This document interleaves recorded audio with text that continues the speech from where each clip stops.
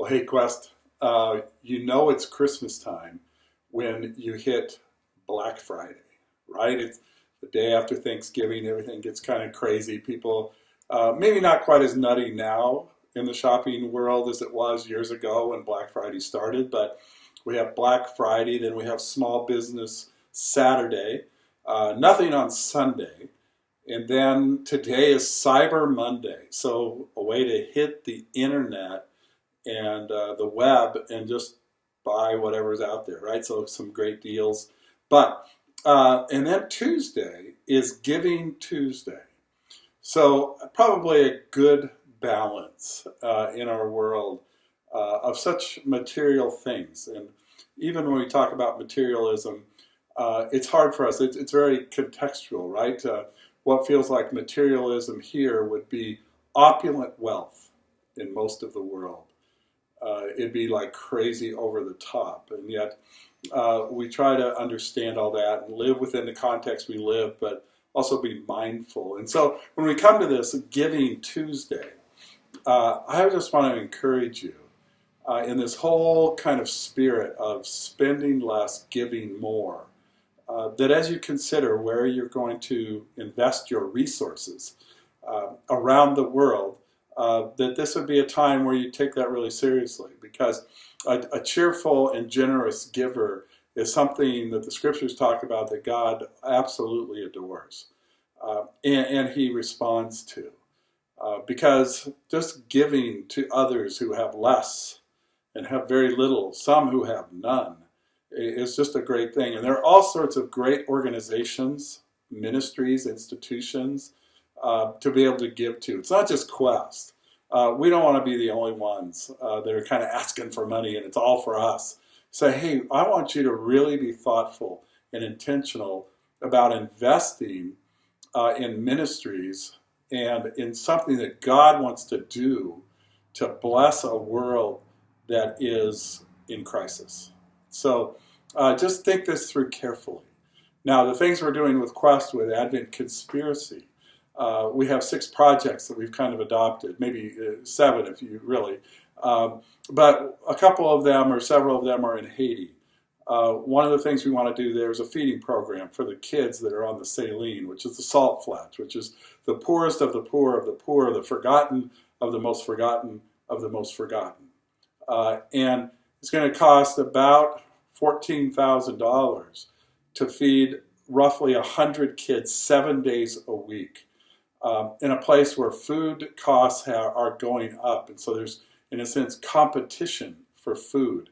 And we don't want to compete so others don't have, but we want to be able to bring the resources to the table so that these who have very little, and you'd be stunned at how little they have on the Saline, but through Pastor Fogloss and his church that's there, we want to be able to invest in these kids. There's nothing that breaks my heart faster than to thinking of kids going hungry. And as you see the kids on the Saline, you see that fairly often. As they have malnutrition, you see their hair beginning to turn red.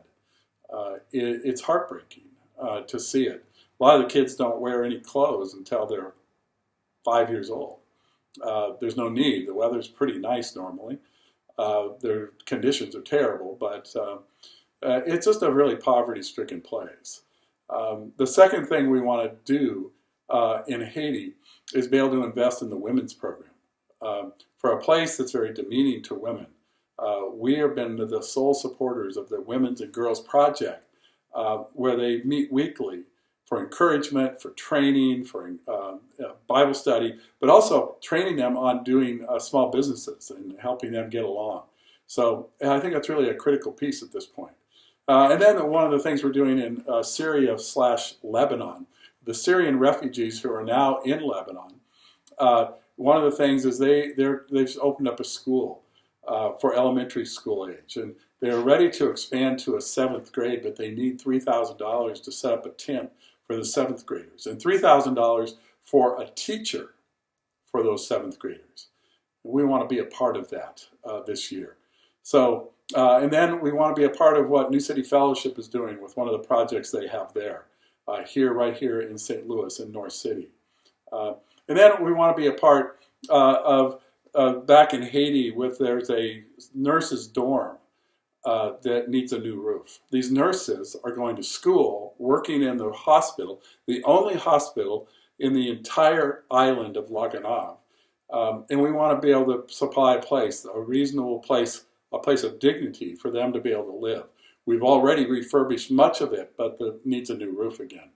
And then the other thing we want to do in Lebanon and in Syria is there's a project coordinator there who kind of organizes much broader with the Cedars network that we're connected with there of doing a ministry, of organizing the ministry of helping those Syrian refugees, both in the valley just outside of Syria, but also now increasingly in Beirut. So those are what we're doing, and that might fit into your giving on Tuesday. Think about, where do you give more, spend less for ministries that are going to make a difference, make an impact. So might consider that and wrestle around with that. So thank you guys so much. We love you guys. Look forward to seeing you later in the week. All right, bye-bye.